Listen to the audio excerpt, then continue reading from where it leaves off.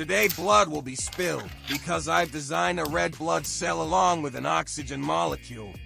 April 17th is World Hemophilia Day, so I'd like to encourage everyone to donate blood to help people with this condition feel safer. Besides that, it's the 107th day of creating 3D models and collecting points for a free 3D printer.